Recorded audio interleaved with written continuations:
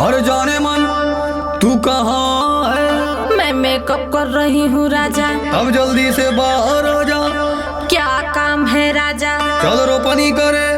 हाय दैया हम ना जाई। काहे रे कैसन दैया मैया करत हई? अरे राजा ई रोपनी ओपनी हमसे ना होई। तो फिर बतावा ये धनिया की तो से का होई? राजा हिलई में न मन जाए के मोर करेला। तो के कमावे के दाई कुल बीमारी धारेला। बड़ी बड़ी जोख राजा गोड़वे में सधारेली। चलू जल्दी तू कुछ ना होई काहे डरेली?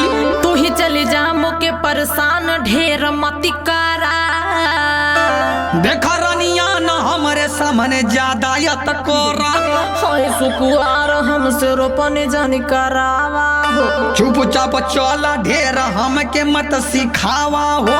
राजा हो बदरी वाला घाम बहुत लागेला। तू तो तैयार रहेली हमेशा भागेला। अरे पानी में भिज के कुल मेकअप हमार धोवा जाई।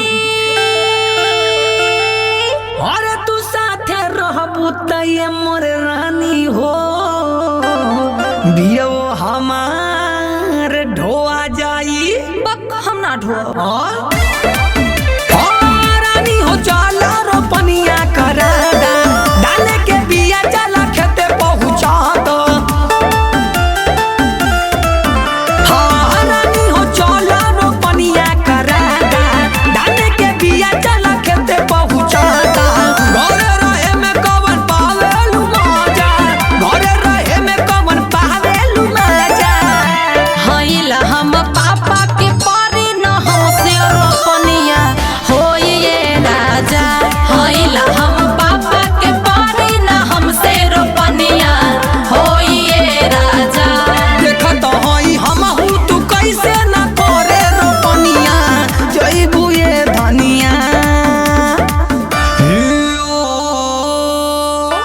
सैया जी हमके मत ले जा। तू नाही नाही के तनो करबू पर न छोड़ब हो। जय राजा तू घर दुआर हम अगोरब हो। तोहे हम घर अगोरे खातिर ना लियनी हो। तो हम का रोपनी तोहर करे खाती ऐनी हो। अरे मारा खौ की तमारा दे के काहे घाव के ली? पूरा घर भर में खाली हम ही तोह के लौकेनी। हाई मोरा बात एक ठेकान खोल के सुनीला हो। हई महारानी अपने घर के हमके चिन्हिला हो। तो महारानिया नहीं के ज्यादा हम खटाइला। केहू के रोपे के जिम्मा ना हम उठाइला। देखत हई तो हर जबान ज्यादा चलता। करब न काम देखा देह हमारा गलता। अरे नहीं जइबू त जबरदस्ती हम ले जाइब हो। अरे ज्यादा जबरी अगर तू करबा त हम खाना ओना ना बनाइब हो। का कहली हो? जवन सुनला है अजो मर्द के बात तनी मानाए धनिया। छोड़ा न कइल बहानाए रनिया। अभी त नाजुक हई मोरे सैया। झुके में जाई मुचुक करी हैया। रानी हो अब तू बोलत बारू जागा। रानी हो अब तू बोलत बारू जागा। खेते में गोड़ धारब ना नाई दुलहिनिया। अभी त हम हई ये राजा। हईला हम पापा के पारी ना हमसे रोपनिया होई ये राजा। देखत हई हमहू तू कैसे न करे रोपनिया। जइबू ये धनिया। राजा हो ननदी के ले जा। चला जल्दी तू काहे इतना भाव खालू हो। लगत ह तोह के की बस तू हई हौआ चालू हो। करे कहवा का बात कहवा लेके जात हई।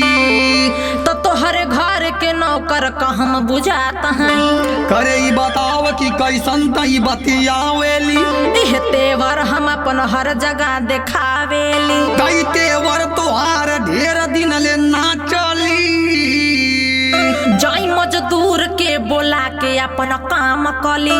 तक चाहत है कि आज तो के मारी हम, तू चाहत हवा की दी तोह के गारी हम। लगत है शुरू से तो हई मान बढ़ू रे, तब है रोपनी सोपनी जाके तो ही करू रे। अरे तक काम धंधा से हर बार काहे भागेली,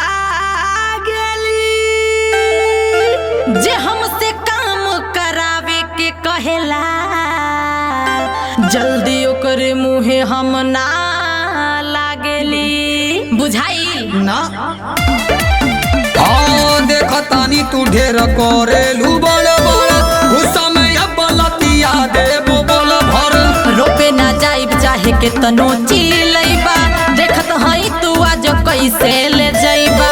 काम के दाई खड़ा करेलू बाधा, काम के दाई खड़ा करेलू बाधा। हईला हम पापा के पारे न हमसे रोपनिया होई ये राजा। हईला हम पापा के पारे न हमसे रोपनिया होई ये राजा। कदी न करवैबू तू संगे रोपनिया, तो बड़ा पछतैबू ये रानिया। हाँ तो हम फांसी लगा ले, तब चला राजा, तोहसे बढ़ के कुछ ना है।